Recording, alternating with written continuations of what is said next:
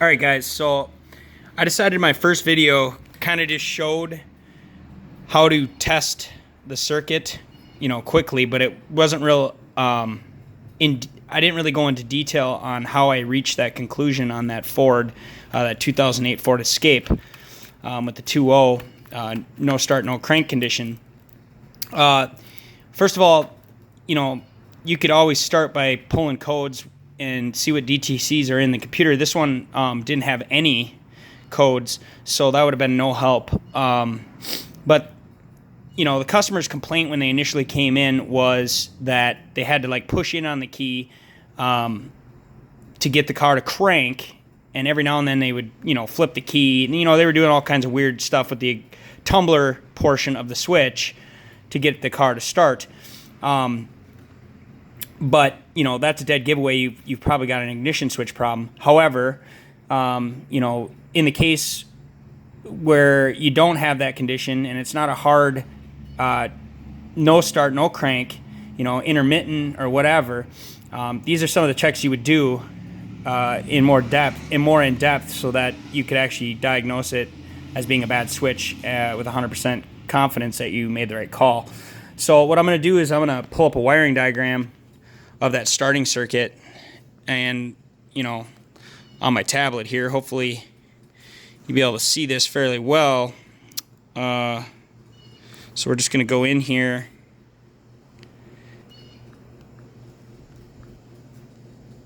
and open this up. And I've already gone through everything, and I'm on ProDemand wiring diagrams for the starting circuit for this car. It is not a hybrid, so I have the right diagram. So let me just explain how the system works, the starting system works on this, so that you get a good understanding of my mindset going into it. So if we look here, we've got the battery junction box, left front of engine compartment. That is the fuse block or fuse box under the hood, and in there is a fusible link 125 amp power feed, and this power feed is powering up on this yellow red wire this 20 amp fuse 27 in the junction box below the center of the dash. There's a fuse in there, and I didn't even check this fuse because I'm not going to the center of the dash to check a fuse when I can easily get to either the starter switch itself, which is exactly what I did. I popped 3 screws out, pulled apart the column, and just found the connector where I was touching the test light here on the blue-white. I just found it, took my test light, hooked my test light to battery negative, and touched, basically back probing, which is easy to do on these connectors for these ignition switches, because the the metal portion where the wire's crimped on into the terminal is easily accessible with your test light, so you don't really have to put a back probe with a pin or anything here. But anyways, you take your test light, hook it to battery negative, touch it on pin 4 with the key. I don't know, this thing's not zooming very well. Okay, so no matter what, I should have 12 volts here. And from the looks of it, I'm going to have 12 volts from this red. Let's see, power comes straight from the battery. So I have a straight feed from the battery up this red wire into the smart junction box, and it comes in here, right here, and powers up fuse 11, this 30 amp, and also powers up this 125 amp MIDI fusible link, which powers up fuse 27, this 20 amp, and also powers this blue-red wire at my ignition switch. So this is hot all the time. So all I had to do was take my test light, hook to battery negative, touch on pin 4 with the ignition switch in off, accessory, run, off, accessory, and run, and I was going to have 12 volts all time on that. And I did, and even in the start position, I had a good power feed. I had no drop there. So that tells me right away that everything above this switch from pin 4 on up for power feed to the actual switch itself was good.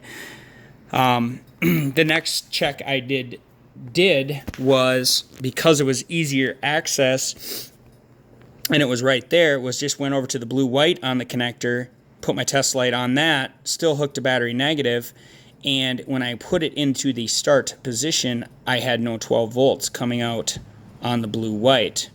Now, what does this mean? Well, basically it means that my ignition switch is faulty because I have power coming in, but I have no power coming out. So that's a quick check. What I was doing is I was checking the rest of the starting circuit, because if I were just to throw a switch at it, yeah, I might fix it. But what if one of these wires, is shorted to ground, like this blue-white? What if it was shorted to ground? Now, most likely, I would have blown this fuse 27 here, because I would have had a short to ground. But to rule out everything, on this blue-white wire, which brings its power, so getting back to how the system works, if I switch this to start, when I'm cranking it, I'm sending 12 volts down this blue-white wire all the way back up, as you can see, to right here at this junction right at this junction spot. That 12 volts is going to go in. It's going to come up to this one-touch integrated start diode, which is basically to prevent voltage from going backwards, and really all it needs is 12 volts coming through the diode, back out on this blue-brown, which goes down to the logic inside of the that junction box under the dash. Now I wanted to make sure this junction box isn't faulty. There also is another 12 volt feed on that same circuit that's going to come down and come over on this blue-brown to this splice here, and it's going to go in two directions. It's going to go, one power feed is going to come up to our park reverse neutral drive and low and whatever, a Prindle switch basically right on the trans range sensor right on top of the transmission. And what it's going to do is it's going to provide 12 volts to neutral and to park, as you can see, when that ignition switch is in the start position. Now, that needs to find a way to ground. So it can only find a way to ground it's going to find its ground, through this gray-violet. Okay, so it comes out of the trans range selector, comes up and over in on pin 2 here, which is our starter relay. Now, this is the control side of our relay. So what's going to happen is that 12 volt feed coming through the trans range, only in park and neutral, is going to come in here, and it's going to come down and energize this coil or this winding inside of this starter relay. And when it does so, it's going to pull the switch side of the relay closed, and I'll show you that end of the circuit here in a second. It comes down on the yellow, and it gets its ground from the PCM itself on this yellow wire. Okay, and really what that is doing is the PCM is going to turn it. Is controlling. Is not going to control. It's going to give it a ground all the time, and it's a switched power. So the power side switch. So when the switch is, when this is hot, it's always going to find a way to ground in park and neutral. Okay. If there was an open circuit here, then we'd have an issue. It would not energize the relay. So what I did to test this relay and make sure that my control side is good and my switch side is good, and as you can see on the switch side here of the relay, when it's energized by the control side here, you have the switch of the relay, and if I follow this side of the switch up and over, it comes in on this blue-red, which is fuse 11, 30 amp, coming from the same power feed that goes down in and through my ignition switch, okay, eventually. But what I wanted to do is I wanted to make sure this fuse is good as well. So all I have to do is pull the relay, put a test light to battery ground, and touch with the key on to pin 3 here on where the relay plugs in, and I should have a lit test light, which I did. So that tells me the power feed to the relay on the switch side to the actual, because if you follow the brown green down to the actual motor, starter motor itself, the control side of the starter, which is right here. This is your solenoid here. This is the control side of constant ground.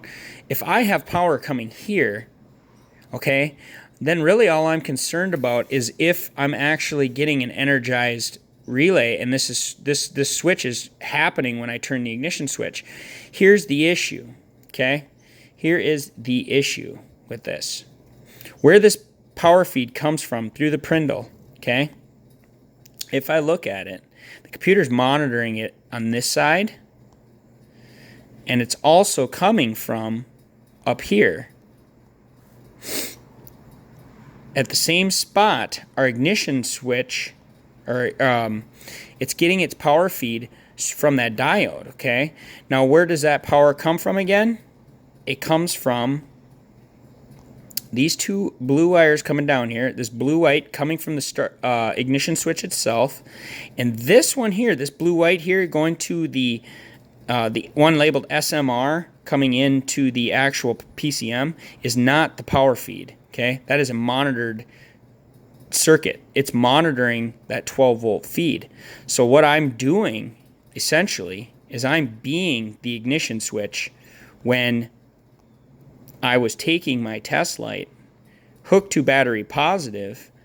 So now my test light has got 12 volts at the tip of it. Of course, it's got the light to act as a as a load, so it's not going to put a full, it's not going to put a lot of amps through it, maybe 200 milliamps of current, but it's going to give it 12 volts through this blue-white when I touch here. And what it's going to do is it's going to see 12 volts. I'm sorry, this thing is stupid. It keeps zooming when I don't want it to.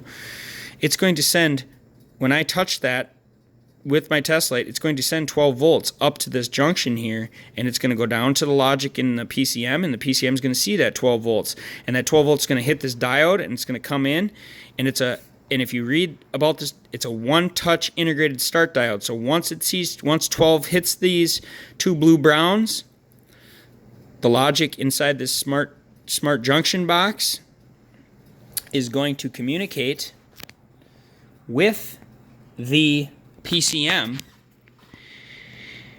and it's going to also send 12 volts down this blue-brown wire that I'm following to the splice here, up through the trans range selector, up and through the switch of it itself on the gray-violet here. It's going to keep coming up, and it's going to come into our relay number 2, okay? It's going to come into number 2. And when it comes into number 2, it's got a ground already, or it should, from pin 1 down to the actual computer. It's going to energize this starting relay, which it does.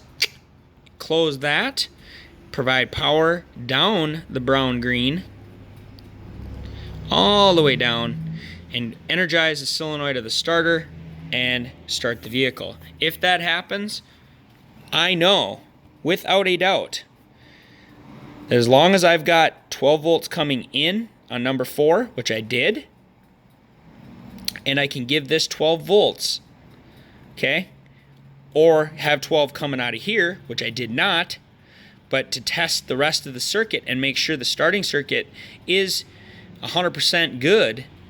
If I put a new switch in it, will it be the fix? Yes, because I touched it here and it started. So that's how that works. Just a follow-up.